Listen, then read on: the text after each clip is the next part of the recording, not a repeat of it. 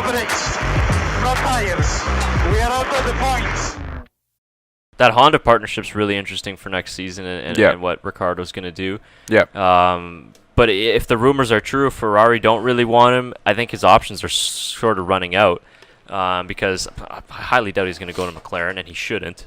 I agree. And Ricciardo is a driver that needs to move up. I'm not saying Red Bull's a bad team. He's made those point finishes, so obviously he's the driver to do it. But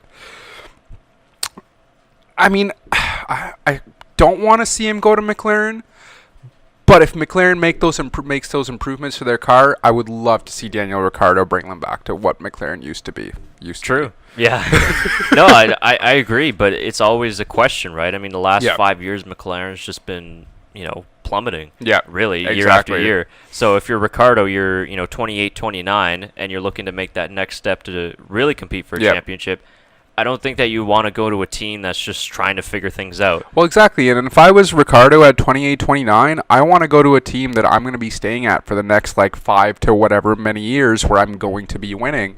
And McLaren is just, where are they going to be the next 5 to 10 years? Right. So it might take them another 5 years to get to where Red Bull is. And at that point, Ricciardo's not going to want to be there. He's gonna want to leave, or he's going to want to retire not retire, but based on his performances with McLaren. So.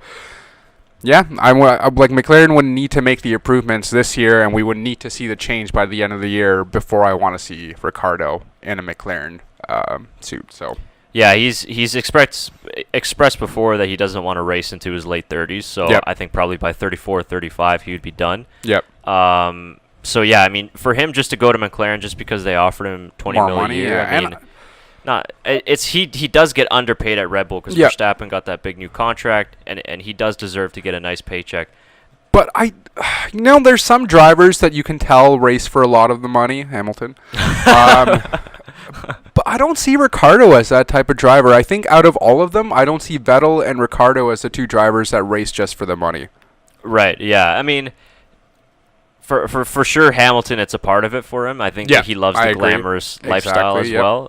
But, I mean, obviously his motivations are to be one of the best. But, yeah, Ricciardo, I think he's just really at that point now where he realizes that he's the caliber of driver that can be a championship winner and a contender. So, yeah, I mean, but again, Red Bull, I think, is a championship contender. I agree, if they can just sort of figure out this, lack of power with their engines. Mm-hmm. So maybe Honda is the answer. I don't know. It's a tough decision for him. I mean, they'll be reliable. Yeah. So that's a big one.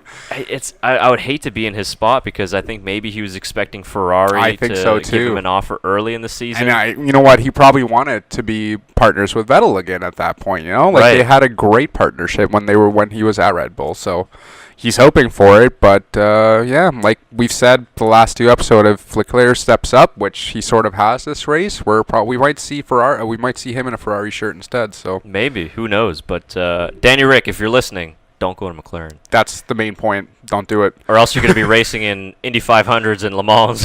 Yeah, you saw Alonso this race. You don't want to be that guy, man. Yeah, exactly.